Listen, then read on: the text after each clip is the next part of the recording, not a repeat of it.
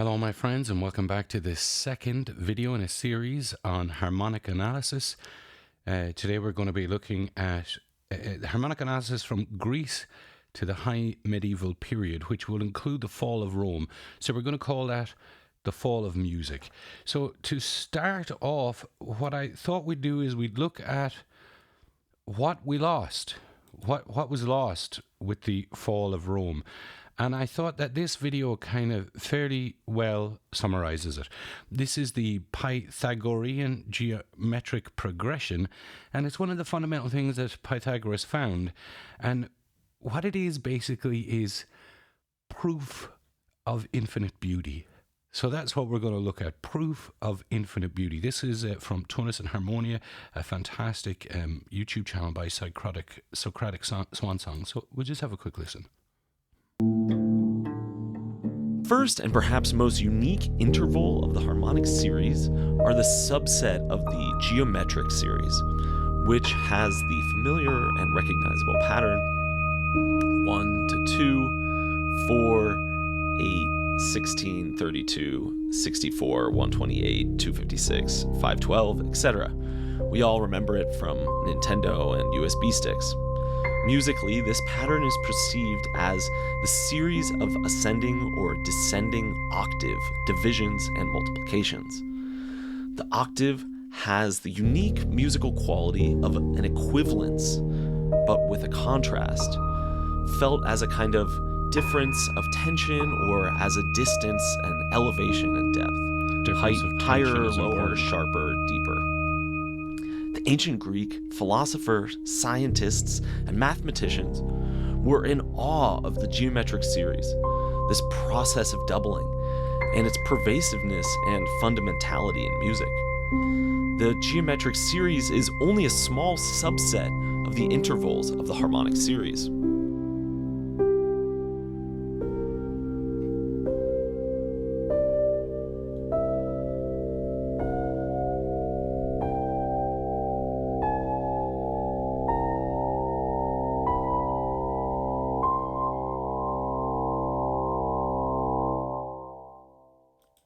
Okay, nice. So this is what we're looking at. This is Pythagoras. This is what he found out, that there is beauty in mathematics, and we can hear that in music. These two guys at the bottom, Archytas and Aristoxenes, we heard about Aristoxenes in the last video, and Archytas as well. So we'll just move on to the next slide. So we're talking about the fall of Rome here. So here's a nice quote from Marcus Cicero. "Do not blame Caesar, blame the people of Rome, who have so enthusiastically acclaimed and adored him, and rejoiced in their loss of freedom, and danced in his path, and gave him triumphal processions. Blame the people who hail him when he speaks in the forum of the new, wonderful, good society, which shall now be Rome, interpreted to mean more money, more ease, more security, more living fatly at the expense of the industrious." And I think we could... that still resonates, doesn't it? So we're going to have a little look at what was lost. And the first thing that was lost with the fall of Rome, in the West at least, was engineering. So here we can see the Parthenon and the Colosseum. They're fantastic examples of Greco-Roman engineering. And here you can see what it looked like in Europe afterwards. They couldn't really build domes, and they couldn't really build very much. Pathways were lost. So here you can see the Appian Way, which goes across Italy, and all roads lead to Rome, and this was what was left afterwards. So pathways, trade routes, commerce, knowledge, that was all lost, and everything became a little bit more tribal. Infrastructure was lost, and this is one of the standout images in my mind to represent the Middle Ages. So we have here Greek and Roman aqueducts, which just pumped water into cities all over the land. So you could have indoor plumbing, you could have swimming pools, you could have public baths, and that was replaced by a hole in the ground, a well, a village well. And I just think for hundreds of years, like 1,000 years nearly, people would have walked under these aqueducts and known for certainty that at a point in time there were greater men. Like without for hundreds of years they could build this, and now they couldn't for hundreds of years. So that always stands with me, that juxtaposition. So what exactly was lost to the West? Mostly culture. So Aristotle was lost. All these books, all of these writers, all of these thinkers were lost. So this is the garden. It represents the garden in Greece, in Athens, above which was said, "None but geometers may enter." And so we're going to have a little listen. I made a little demonstration in Reaper about what mathematical music might mean. And so what I've done here is I've created a little phrase of notes, and then I've put it through translation, rotation, reflection, inversion, scaling, shearing, grade reflection, and then at the end I just play them all together and make a little kind of a demo out of musical numbers. So if you can imagine seeing a square on a gridded graph paper, and you just go +1 to all the points, well, it all moves up, so that's translation. Rotation is just turning it around, and then reflection in a mirror. So we'll hear what that sounds musically now, like.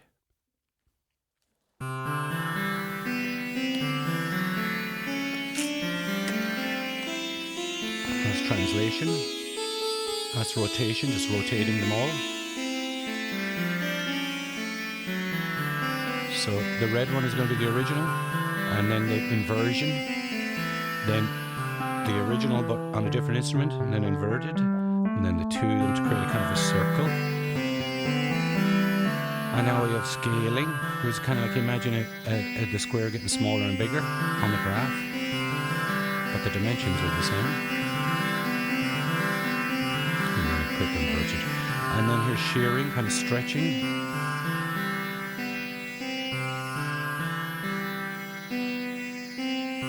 And here's grid reflection. And here they all are together.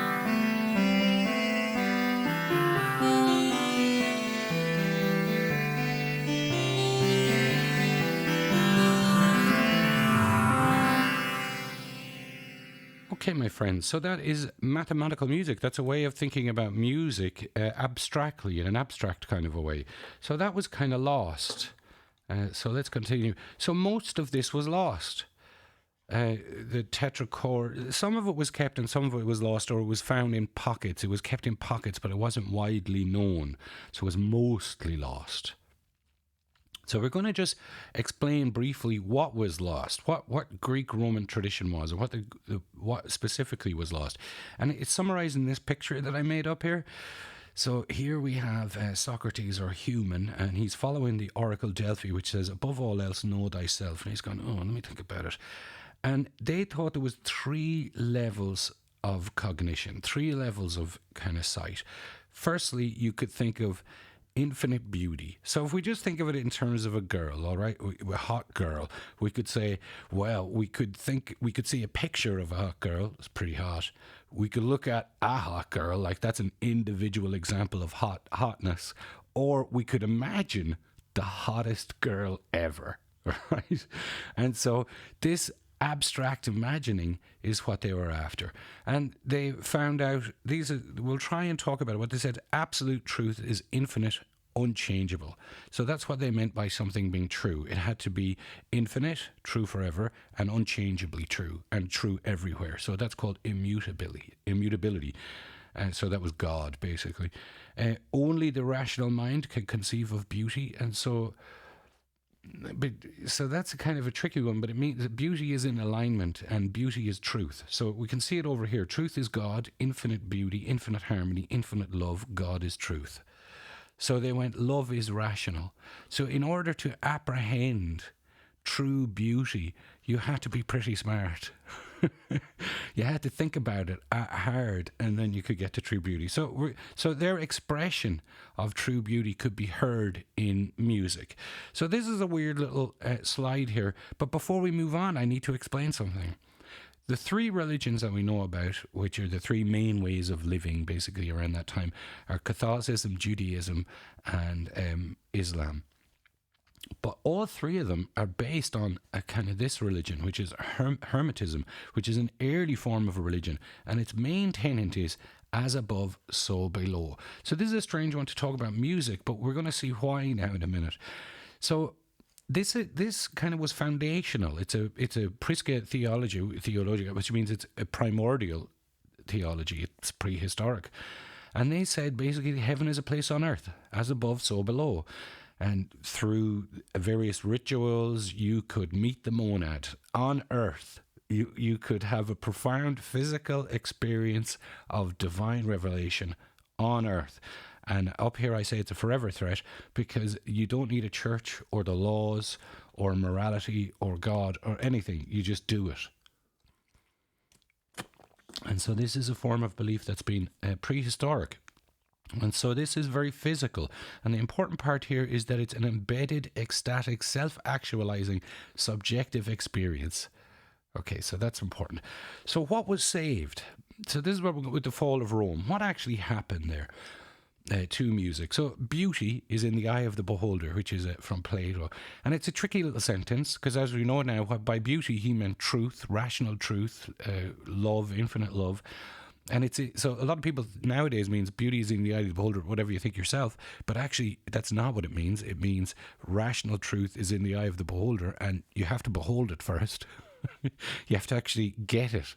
So it's not quite what it looks to be. So who is beholding the beauty? Who had it? It left Rome. So where did it go? So this is where we're going to look, and we can see this map down here of the Middle East during the Islamic Golden Age. So the Islamic Golden Age started around 691. This is the Dome of the Rock. So this is built in Jerusalem. So I'm just going to show you on the map where that is. Here's Rome over here. So this is a capital of the Roman Empire. Here's Constantinople, Istanbul. Down here is Baghdad. Down here is Mecca, the kind of capital of Islam. And over here is Jerusalem. So the Temple of the Rock, which is the Dome of the Rock, which is the very first kind of Islamic temple, is built here, is 691 AD. So, and then everything moved over. There was a golden age for about 600 years in this area, okay, where we saw philosophy, math, engineering. So we're going to look at that a little bit because the music went with it. And first we will just explain what it sounded like. When did it happen? So we can see this fella here is called Constantine, all right? So Constantine the First, and he moved the Roman Empire capital from Rome over to Istanbul. He was born around here. He was a Roman citizen, but he was born in around Syria, and he moved it down to Istanbul. Now, he was rich. You can see he had his own coin there with his own head on it. So you can imagine like Elon Musk dollars. You know, like, guy is rich. So he was the son of a soldier and a lowly woman, and he rose to become the emperor of Rome. So Rome is a pretty secular place. He decriminalized Christianity, converted to Christianity, and then moved the capital to Istanbul around 337 AD, and then the fall of Rome is about 100 years later. So we can see that it continued falling, Rome. So what we're going to listen to is we're going to have a quick listen to here now what it sounded like in Rome around that time. So they still sing this in Rome, and you'll hear that there's this unusual mix of kind of Islamic and Christian influences. So we have a listen. So it's called melisma, and it's kind of a singing style where they kind of sing kind of hallelujah. You can see it over here. Here is Symbolic, and here is melisma.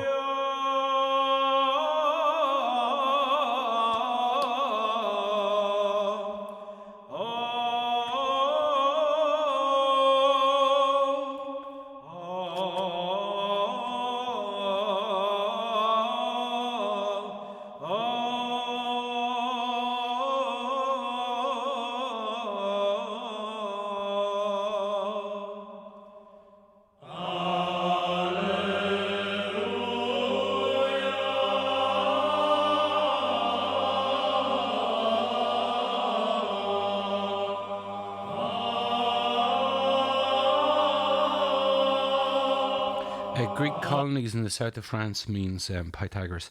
Okay, so you can see that the Roman Empire kind of split in half. The Byzantine Empire is down here, and the Holy Roman Empire is up here. Okay, so we kind of two empires. Okay, so let's move on. We've heard the music, what it sounded like that time. It was kind of an unusual kind of... So what we're going to do now is we're just going to quickly look at where the books went. So these famous Greek books, where did they go? So the first place was Al-Kindi, and he was in Baghdad. And he brought Aristotle to the Arab world. He translated him. He said he read it 40 times or something like this. He tried to find a balance between the rational and the natural. So this is like heaven on earth, if you understand me. The rational is abstract, and the natural is the physical world, so embodied. And he said that he was a polymath, and he said that numbers, poetry, music, health, God, they're all connected. So what was his contributions to music? He did everything. He did everything. He was a genius. But his contribution to music was he started to look at the sound production, such as plucked, struck, blown, which is something that I do in physical modeling. He developed a system of musical notation that incorporated both pitch and rhythm so as you could share music learning and share songs. He explored the mathematical principles underlying the tuning system. So that was kind of Pythagorean Greek modes. And he developed insights on music perception. He believed that music could be used to induce specific emotional states and psychological states, heaven on earth kind of stuff. It suggested that the emotional response to music was influenced by both culture and individual factors. So this is him kind of moving away from the planet of the spheres or perfectly tuned mathematical ratios. So the Greeks were pretty insistent on that as being the purest form of music that would get you to God and kind of heal your soul and all this kind of stuff. So the next person is Al-Farabi. He has some kind of incredible scales. If you use Scala, you can find his scales. They're amazing. And he wrote the Great Book of Music and the Great Book of Healing. Is that his one? He expanded on the Greek modes. He came up with 12 distinct modes. We'll see some of them in a minute. And he described the relationship between musical intervals and the physics of sound production. He developed comprehensive theory of music composition and performance. He extended the method of analysis evolved by the Greeks. And he proposed that music had the power to influence both physical and spiritual aspects of a human being. Believed that perception and enjoyment of music was closely tied to the listener's level of musical knowledge and understanding. And so we listen to them. So they use something called maqams, or in Islam, in Islamic music, and they're kind of like modes in Western music. We'll press play and we'll have a listen to them. بياتي صبا سيكا هوزام نهاوند عجم عشيران حجاز كار كرد نكريز نوى أثر. So I think he starts with Rast. Yeah, this one. We can see it here. So a maqam is a tone row, kind of allowable tones that you're allowed to play, but there's a lot more to it. We'll kind of see that in a minute. There's also times of the day you're allowed to play them, and they're for different purposes, and it's like a mode of a feeling or a vibe. So a maqam family is like a mode, a feeling, a vibe, kind of a theme, a riff. So you can play these things indifferently. Okay, so he developed 12 of these, and there are ways to modulate around them. A long piece of music, you can modulate between the 12 ones, and you could create long, extended pieces of music that can be recorded. So the next person is called Ibn Sina and Avicenna, and he's the Big Book of Healing. So again, it's another huge book, and by healing he meant you'd heal your mind through rational, investigation. You'd heal your body and your spirit through music. You'd heal your body through medicine. So it was a big book of healing in that respect. So he expanded on the Greek modes. He found another 17 distinct musical modes.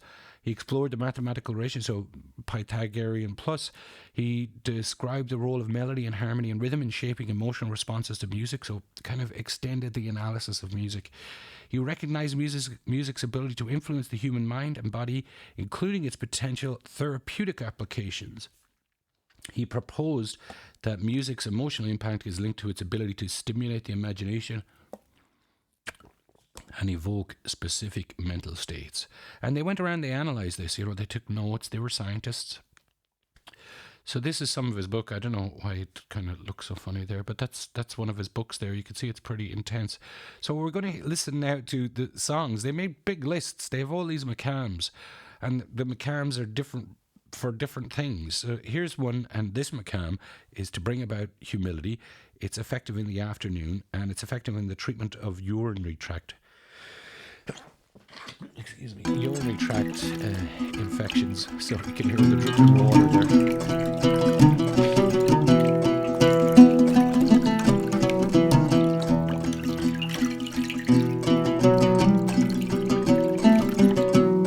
So you can see the ooze there.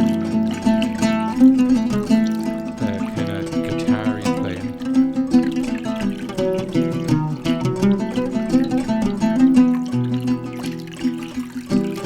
Okay.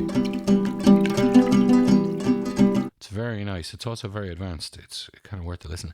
Another person here, and we're going to kind of maybe end it here, I'm going to quickly go through it, is Al-Urmawi. He wrote 2 books on music theory. He divided the octave into 17 notes, so more notes. So when you're dividing the octave, we normally in the West divide it into 12, but these were very good musicians, and they were like, well, when I hit an E, I can hit actually a lot of different variations of that E, and I've read in one person that uses these mechanisms, he said he could hear 14 distinct flavors of E. And so while you could just use 12, you could use whatever you want depending on the flavor that you need, or if you want to follow a vocalist, or if you want a kind of particular feeling, particular tension. But anyways, he divided it into 17 notes with precise depictions of contemporary music meters and the use of letters and numbers for notation of melody. So the advanced notators. He was the inventor of maqams and maqams. And the word maqam means a place, a location, a position. The Arabic maqam is a melody type. It is a technique of improvisation that defines the pitches, patterns, and development of a piece and is unique to Arabian music. So there's some pictures of his book, and there he is chilling out there with the instruments that he plays. So what we're going to do now is we're going to have a quick listen and a watch of probably, you know, the peak of music at that time. The peak of their culture at that time was probably Rumi and Dervish dances. And so we can see maybe what they were trying to get at with this kind of embodied, ecstatic musical union through motion. They saw this as a kind of a physical thing. The universe is in motion, they're in motion. So we'll have a quick listen.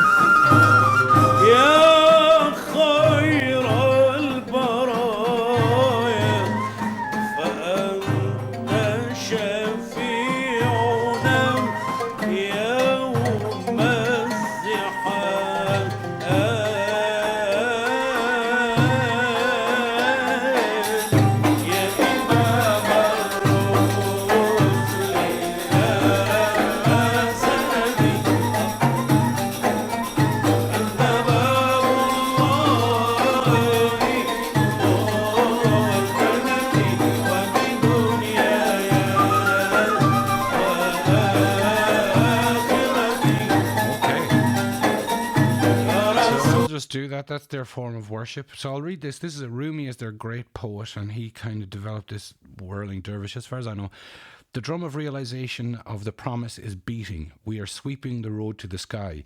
Your joy is here today. What remains for tomorrow? The armies of the day have chased the army of the night. Heaven and earth are filled with purity and light. Oh, joy for he who has escaped from this world of perfumes and colour. For beyond these colours and these perfumes, there are other colours in the heart and the soul. Oh, joy for this soul and this heart who have escaped the earth of water and clay, although this water and this clay contain the hearth of the philosophical stone. So the philosophical stone means physics. So it's kind of an interesting, the philosopher's stone from Harry Potter is physics. So it's an interesting outlook, but we're going to see that that's around the 1200s, okay? And that is basically the end of the Islamic age. So there was the siege of Baghdad in 1258. We saw where Baghdad was. And in the early 1258, the Mongol prince Hughlai attacked Baghdad. And within a few weeks, the city fell. He killed hundreds of thousands of his subjects. These guys were brutal. The city's fall has traditionally been seen as the end of the Golden Age. The repercussions are uncertain. And there he is there, the man himself. He said, mine now. He's taking that over. And so we're just going to look at the continuing influence of Islamic melisma and the kind of more melodic, spiritually driven approach to music. Okay, so we'll just have a quick listen of 2 examples. One is traditional Islamic devotional chanting in Sudan. على من له أعلى العلا متبوأ أقيم مقاما لم يقم فيه مرسل وأمست له حجب الجلالة تؤطى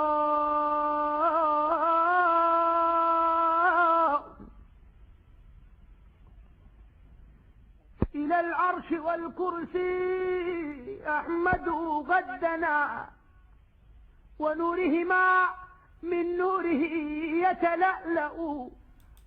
Yeah, that's nice. And now we're just going to have a look at Tristan Mullan, Sean-Nós singer for a native of the Aran Islands in Ireland.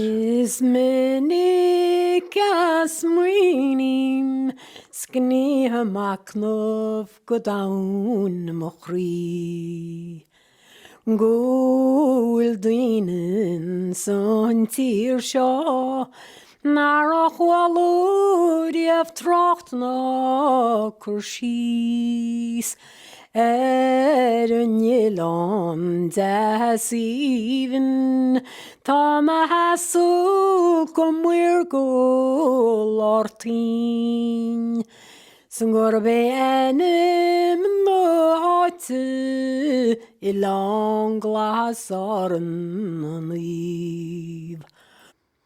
Well, there's just a profound beauty to that is, unrivaled, really. So, what was saved? We've kind of seen what was lost, all the mats and all of that development. That was all in the Middle East. So, what was saved? Well, we got this nice quote from C.S. Lewis to describe the medieval man. C.S. Lewis is Narnia. He's a great Christian writer. C.S. Lewis described the medieval man as an organizer, a codifier, a man of system. He also stated that they were literate people who had lost most of their books. And that's because all the books went over to the Middle East. That's where they were. So we're going to have a quick listen to what it sounded like. This is what notation looked like at the time. And this picture, I love this picture. This is Pope Gregory the First, Gregory the Great. So this is Gregorian chant, they think. And he's getting his messages from this bird here. A dove alighted on the saint while he was composing his homily on Ezekiel. A voice came from above the firmament. Whenever the dove would start whispering in the saint's ear, he would commence dictating to Peter. And when the dove stopped, the dictation also stopped. So that's a bit mad, really. They're starting to not really getting the messages. So we can hear the difference in it now. This is what an early Gregorian chant. And we can see that it's monophonic with a simple melodic line. It's not polyphonic. It's limited to unison and simple parallel motion. It's free-flowing without any real rhythm to it. It's organised around these 8 modes. It doesn't have 12 and 17 and even more like the McCams. It initially used neumes, so they couldn't really see these. I'll explain a little bit about that more later. It's primarily vocal, limited use of instruments. It was just mostly devotional, emphasized spiritual, and relatively simple. So it's a very simple form of music. So I think you can hear how much complexity was lost.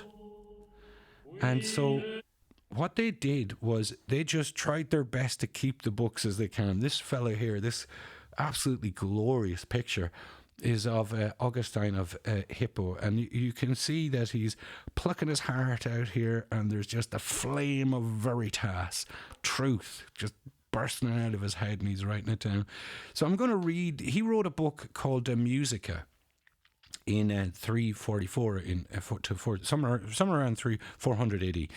He wrote a book called De Musica, and other books called City of God, and he was one of the people that was kind of like an early Christian at the fall of Rome. He was trying to stop getting persecuted. Constantine had changed Rome to be Christian, and he was this Augustine person was one of the people to try and come up with the ideas, how are we going to have a Christian city? What does that mean? So he called it the City of God. But he also had a book on music called De Musica, and I'm going to try and read it to you because it's so strange. I took little extracts from it. So the first part here is, and in feet of 2 syllables long aren't 2 times compared with 2 times. Now in a foot, when he's talking about foot, he's talking about rhythmic measuring. So Aristoxenos talked about time in terms of feet, dancing and so. And in a foot of 2 long syllables aren't 2 times compared with 2 times. And the student says, evidently, and the master says, then from what ratio is such a set taken? Why, those are called equals. And again, equal is good because it's mathematically pure, so it's closer to God, so it's a rational form of love.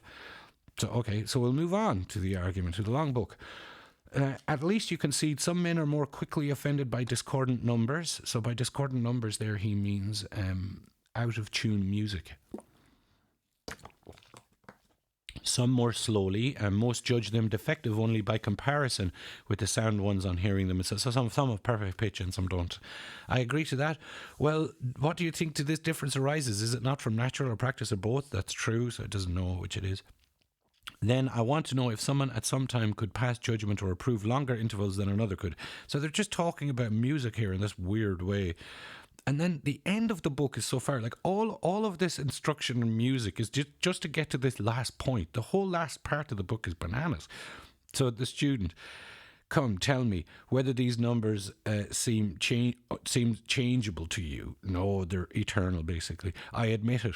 Well, is there no lingering fear some equality won't spoil them? Nothing at all is surer for me than their equality. From where then must we believe what is eternal and unchangeable to be given the soul, if not from the eternal and unchangeable God? And then the student says, I do not see what else to believe. I love that line. I don't know what else to believe. Obviously, we must tune all numbers mathematically pure in order to get closer to God. But getting closer to God is the real deal.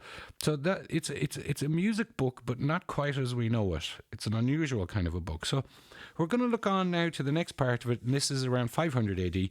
We had Boethius.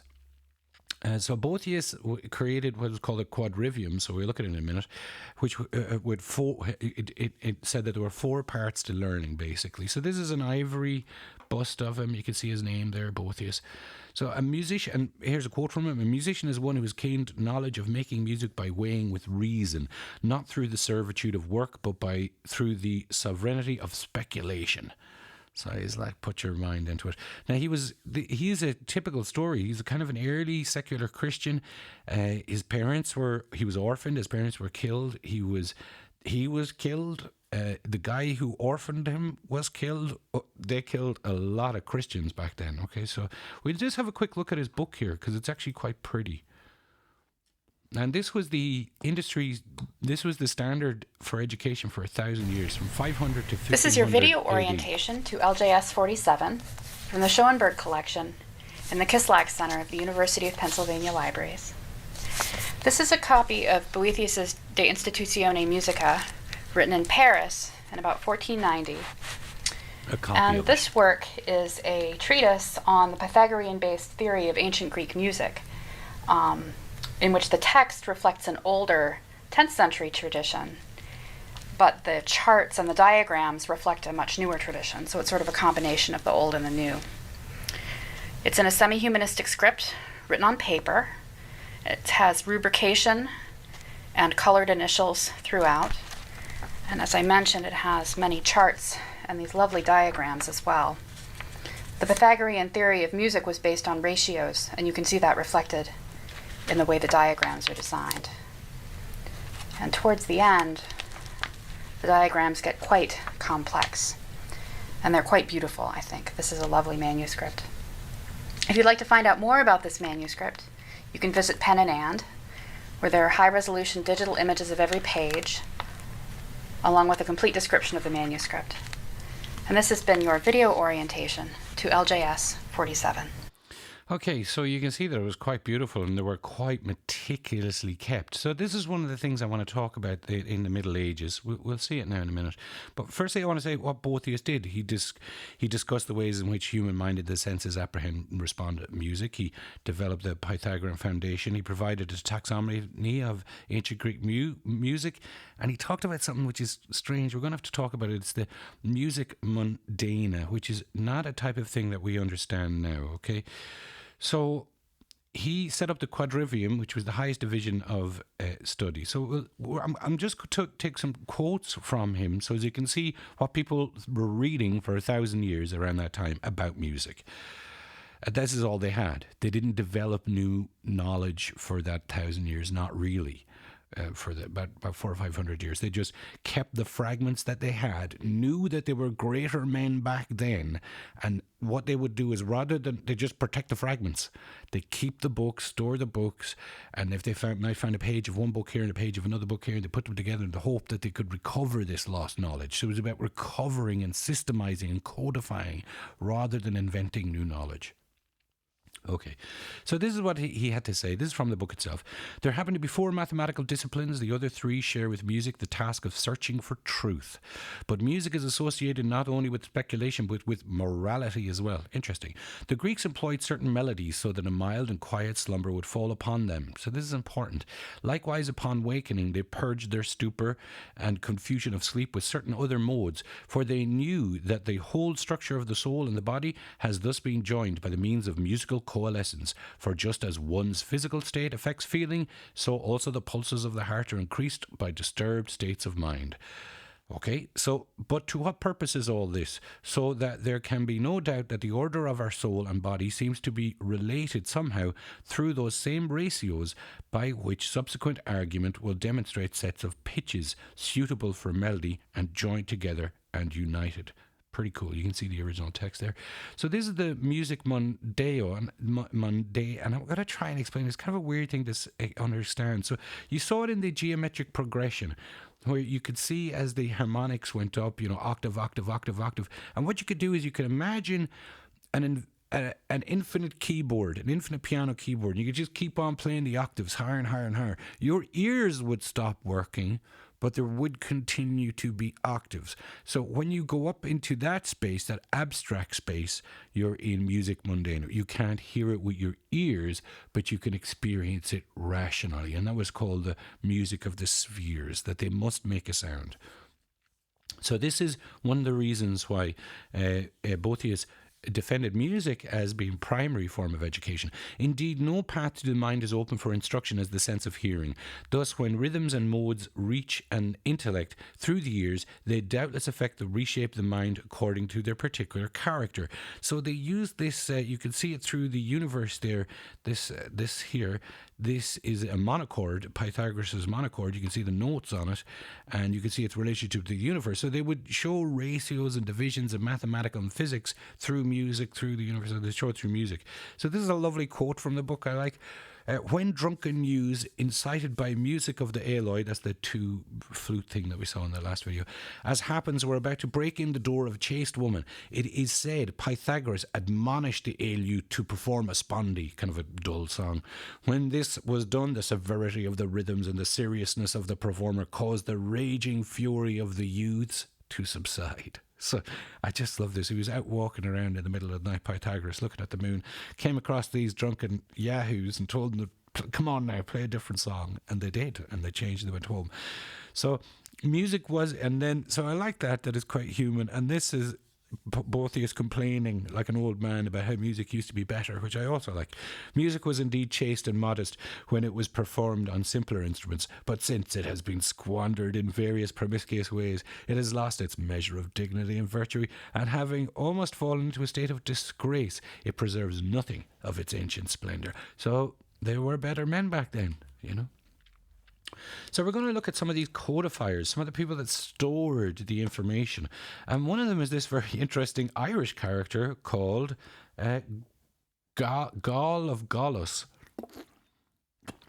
And he travelled from Ireland to Switzerland and set up a small abbey there where the Irish monks travelled for hundreds of years, and they're known for protecting and storing history here. It's the largest library of its type in the world. It's got like 160,000 manuscripts and loads of music books, and they made music. And so we'll just have a listen to the Gregorian chant that was stored there. It's surprising that it's an Irish monk, isn't it? Gallus Gallen. He set up a hermitage there, where they just studied. That's him going on the boat there. That's him there. And there's an example of the notes, Alleluia, Hallelujah. So they stored it. And this is the type of thing that they were singing. Around 612, they stored that in Switzerland. And so there's St. Gall. So In Seiko, we had the first indication of neumes, so you can see them here. This is what they are here. And this is the book. Look at how intricate that book was, my God. So notation can either be phonetic, in which the sounds are represented by letters, A, B, C, D, or numbers, or other signs, or diasmetic, which also called intervallic, in which sounds are represented graphically, higher or lower. Ancient Greece Chinese is based on phonetic, just the letters, while Western music is diastematic music, so higher or lower. Exact pitches could not be discerned, so we couldn't tell the exact pitch. A melody had to be taught to performers through oral tradition. So they needed great memory. And I really like this idea that trained monks had to be sent with cantors. A cantor is just like a chant. That's where it comes from, cantorium, chanters. And so they trained the monks, and then you'd ask Rome, can you send us monks? And monks would come that could sing with books, and then they would train the other singers because the notation wasn't enough at the time. Okay. So this started to change slowly with Guido of Arezzo. In came a hero on a cape from Italian. He was a 10th century Italian monk, so probably around, Pythagoras and all that, known for developing staff notation and solfege, so that's do, re, mi. He wrote a widely distributed book called Micrologies, which was, I was just reading about John Dowland there, and he translated it in the 1600s. So, it's one, we say widely distributed, it went on and on and on. So from the 10th century on and on. So we'll have a listen. He invented do, re, mi. So we don't know if he wrote this song, but this is the song that was used to train.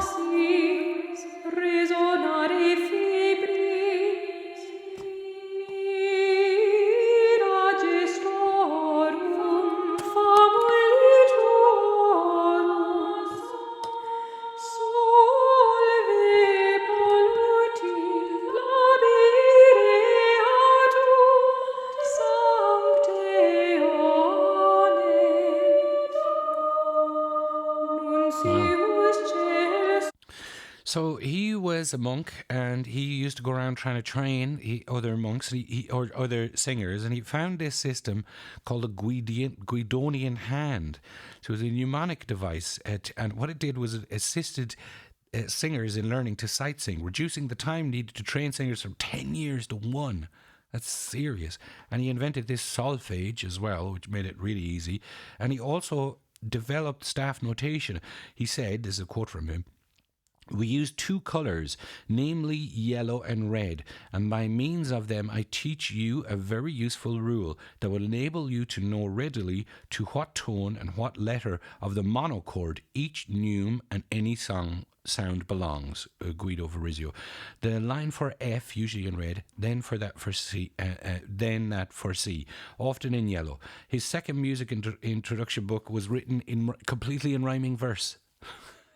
It's a music theory book written in rhyming verse about diatonic scales, church modes, monochord divisions, melodies, Pythagoras, all in a rhyming verse. These people were incredible. And we can see a little bit over here how widely distributed it was, in that this is a Finnish. This text over here is a Finnish medieval text, and it uses his neumes and his red lines and things like that. So from the 10th century, we started to get notation. And the first person to really use this notation was one of the greatest people of all time, which is Hildegard von Bingen. Hildegard of Bingen. I can't go into too much. Here's her notation. Here's the actual notation. You can see the red lines, so that's going to show you where F is, So if we play, you can sing this, so we can hear it today. It's 1,000 years old. Let's hear it. So you hear the chant bell. I have to let this play for a minute. It's just incredible. She was the daughter of a middle wealthy family. She was given to the church. We'll see about that in a minute. And raised as a nun. She was a polymath, a mystic. Recorded intense visions, created music from the sounds called Chorus of Angels. And she made these incredible graphics, incredible music. She was a scientist, polymath, medical practitioner who wrote the first notated musical drama. So this is the first kind of musical drama ever notated, written down. She openly defied the Pope. And what's of interest about this is it's right at the start of the 12th century, at the start of the first crusades into end Islamic control of biblical lands. So around the 12th century. So they kind of went in, and out of there they started to get the books, Aristotle, Plato, And they started to get all these developments from Ibn Sina and Al-Farabi and all these. So mathematics, algebra, Aristotle, medicine, music, science started to flow in. So we're seeing a lot more development now, rapidly, after the First Crusade. So this is part of it, this motion. When they're all walking around like this, they do this. This breathing that they're doing to keep a continuous drone, this has to be practiced. And this music was really not really for performance, it was really to be experienced by the nuns.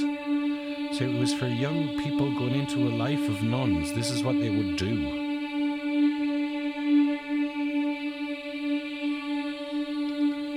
Pretty profound experience.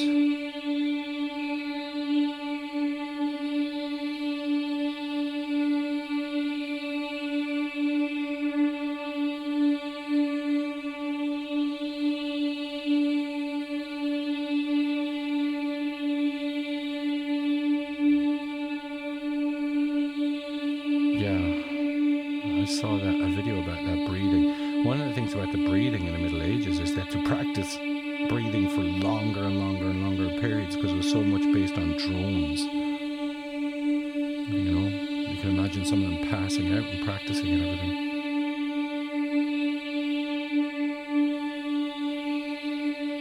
So in her drama, Ordo, the devil appears, but he can't sing. He can only speak gruffly. He's a beast. And she uses melodies. When the nun falls, she can't hit the higher notes. And when the nun retains her grace, she can hit the higher notes again, the notes that the angels can hit. So the angels can sing differently than humans. Sorry, I just had to show you that because, wow, my God, like...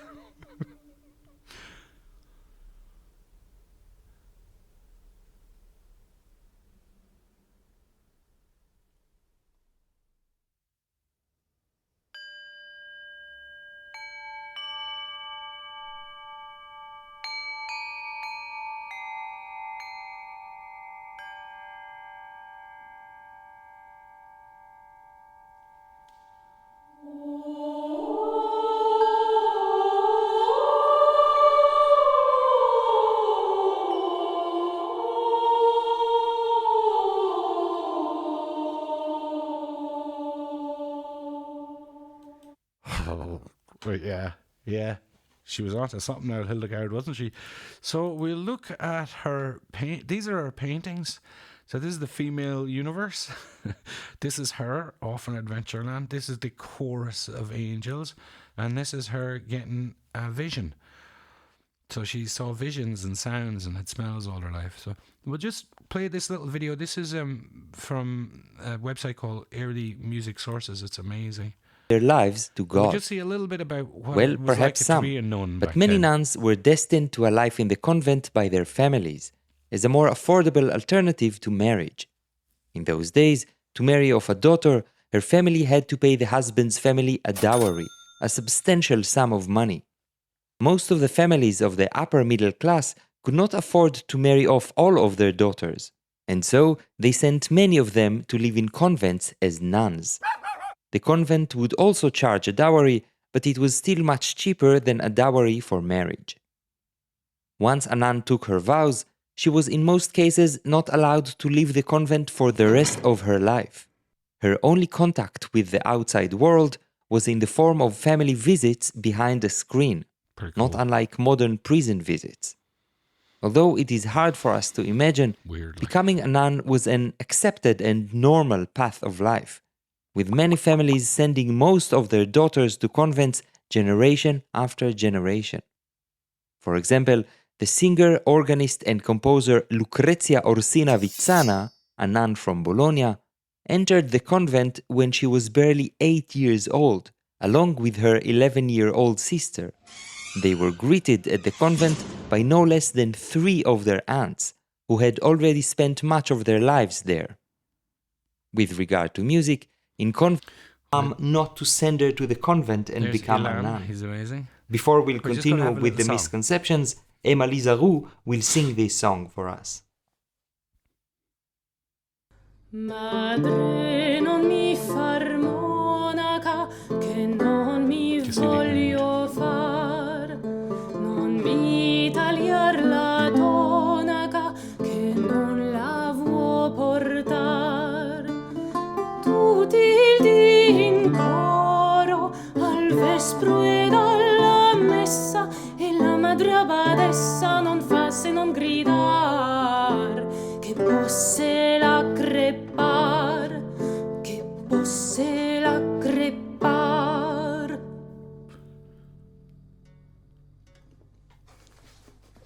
That's great. Okay, so the nuns, what I like about this little quote down here is, and through great blessing, the way of truth was now revealed to mankind, who had been led out of death. There is a sound here. So that human reason, which had been knocked down by the wiles of the devil, had now risen up to the great knowledge of God. All right, so that was the function of God. So what we're going to look at now is the 12th century. That's where we are. So we're going to see the troubadours. 12th century Occitanie troubadours. So Occitan is right here. It's around the south of France nowadays, Toulouse, Perpignan, on the France and south border at the Pyrenees there. So Spain was all Moorish, it was all Islamic, and then we had the raids, and then things started to change. And the first thing that started to change was the first troubadour is called William, Duke of Aquitaine, or was the Duke of Occitan, the south of France on the border with Spain. His father was a warrior and is said to have brought a slave girl back from the Middle East with him, who sang songs. William joined the First Crusade, and he lived a free life of love and wealth and music, and frequently came into conflict with the church. And when I say frequently came into the conflict with the church, it's because he used to steal the wives of men who were off at the first conquest. He would go in and kind of sing songs about them. There's a tale of him, a priest trying to excommunicate him, and he held a knife up to him and he says, "You better not." And the priest says, "Okay, I won't." And then when he took his knife down, the priest said, "Oh, you're excommunicated." He was excommunicated a few times. So you can see they're singing in their own language.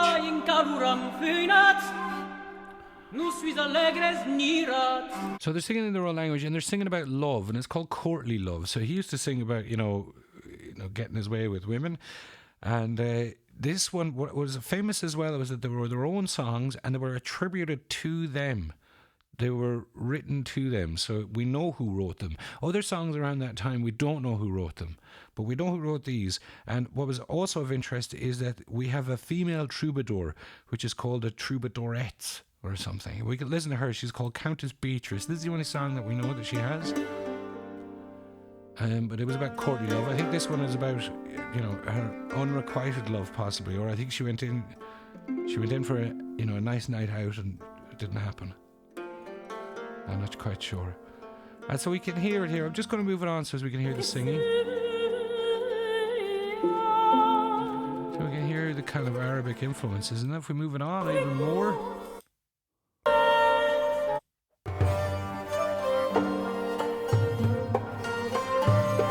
So this is what it sounded around like Andalusia, south of France, Spain, around the 12th century.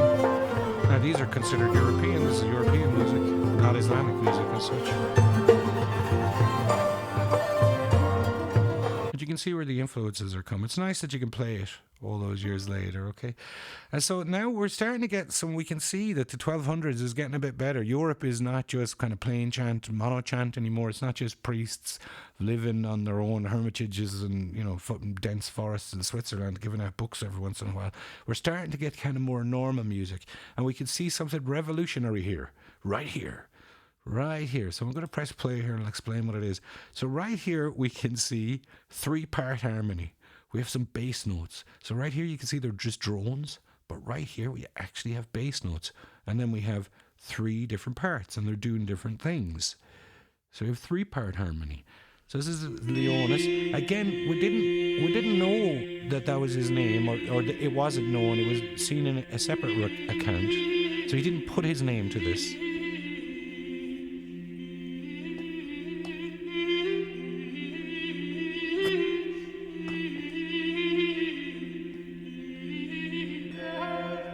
So you can hear it's kind of like melisma. the Arabic melisma, but it's different. There's a different vibe to it. I'm just going to wait for the little bass part here.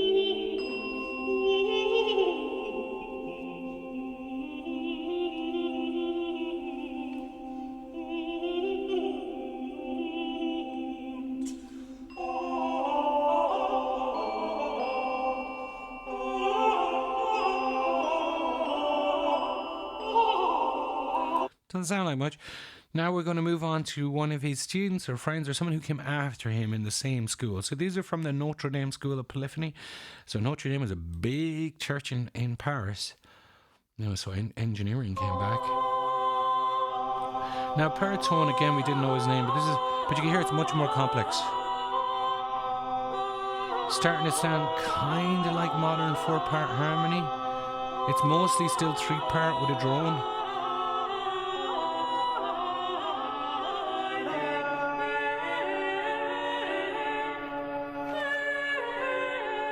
But you can see it's scored, and it's 800 years later, and we can sing it. That's a change.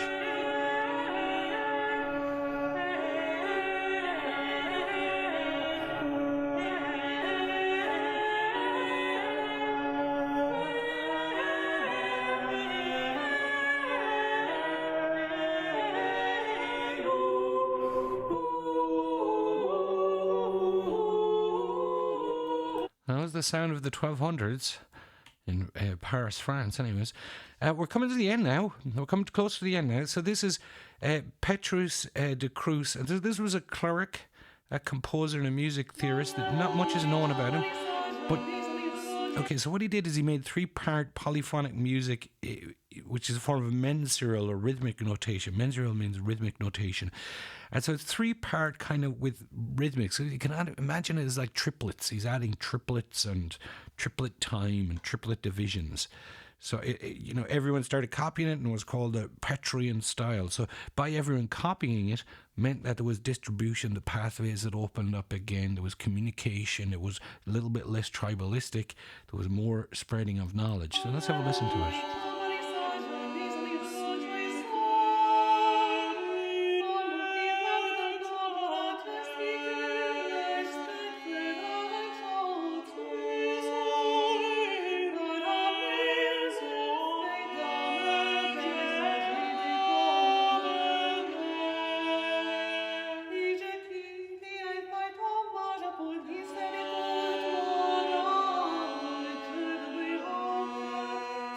Okay, so the next, now not much is known about him, but there is a little bit known about this guy, Guillaume de Mouchet. Now the reason we're picking out him is because he did something kind of special.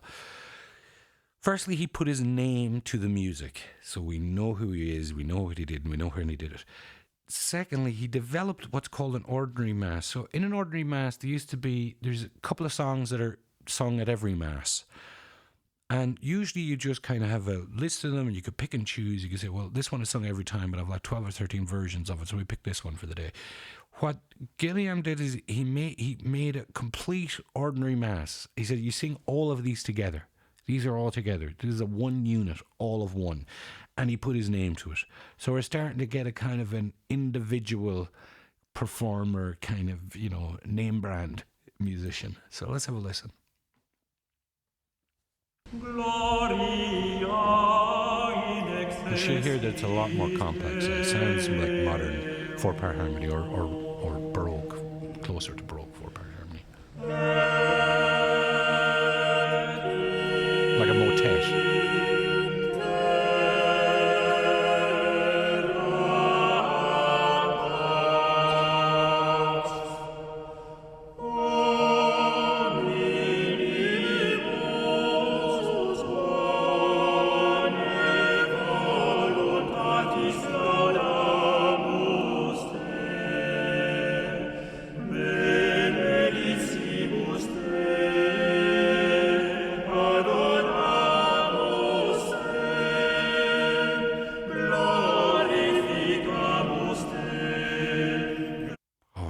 Very nice. This music is very nice. Just makes you feel nice, which is what it's supposed to do. It's designed to do that.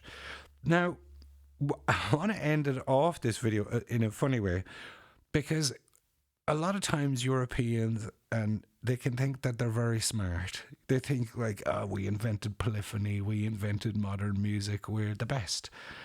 We just want to point out two things here. One is a quote from Plato: all learning is remembering. So there is no new learning. And down the bottom there, we can't quite say, it might be blurred out. What was is, and what was done, that is done. And there is nothing new under the sun. That's from the Bible, and it's the earliest version, the Aramaic version of it. So we'll just listen to the very first examples of polyphony and polyrhythm that we know of. And of course they come from Africa. So pygmy music is specific to the rainforest-dwelling foraging community from Central Africa. Researchers say Europeans studied their polyphonic complexity as far back as the 14th century. All learning is remembering.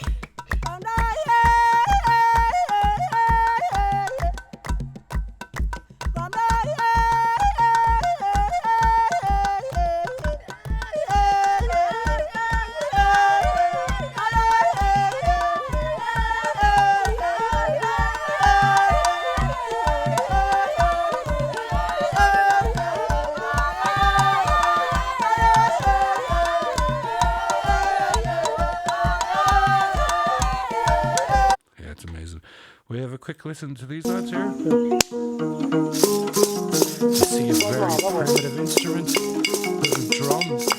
We hear some polyrhythms, and then we'll hear some polyphonic singing.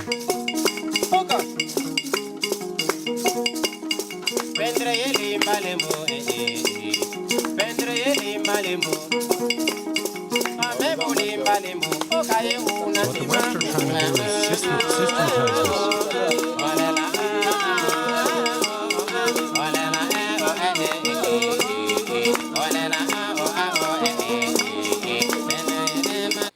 So as it could be written down. The West want to write it down. We're just going to look at polyrhythms. African polyrhythm example.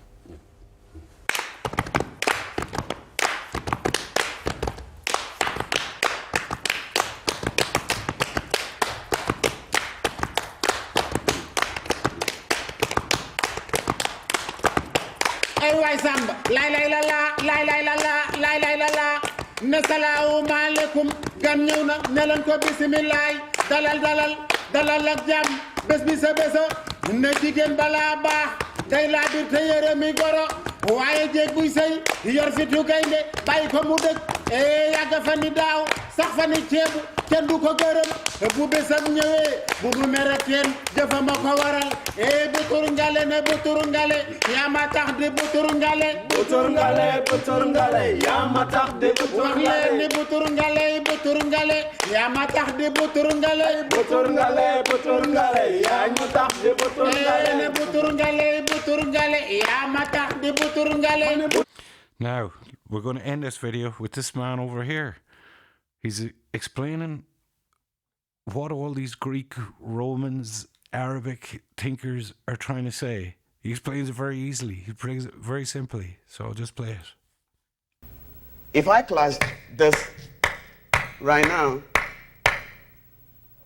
there is a certain kind of tension created between one and the other, because I am dividing the same musical period into two and another layer into three. It's going to create a tension between the two. Sure, it's create energy and so forth, but it creates a certain amount of tension. The whole idea is, if you get used to managing those tensions, hopefully, in actual life, when you come to meet tensions of those nature in real life, you just think it's music. You'll manage and just move on.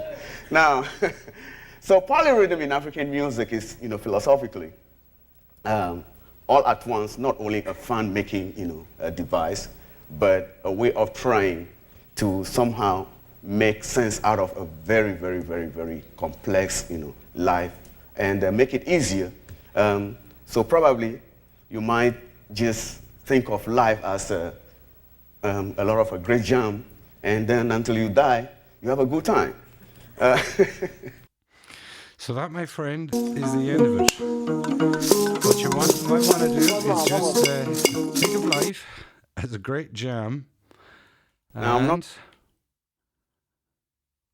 Love is rational. Above all else, know thyself. Try and get the beat. Try and get a rhythm to your life. And that's all I wanted to say in this video, my friends.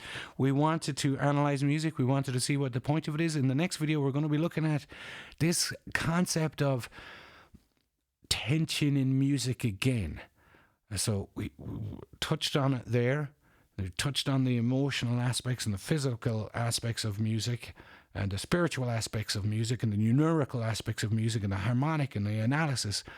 And what we're going to do in the next video, when we analyze the Renaissance and medieval, or the Renaissance and Baroque period, is we're going to see a true systemization of it, where they really just learned how to create giant orchestrations and giant symphonies, and how they came to do that through the analysis of music. Okay, my friends, that's it for this video. I hope it wasn't too long and too weird and too windy. I hope you found it of some use and interesting to you. If you did, give me a like, a thumbs up, and a subscribe. All right, my friends, I'd like to see you in the comments. Bye now.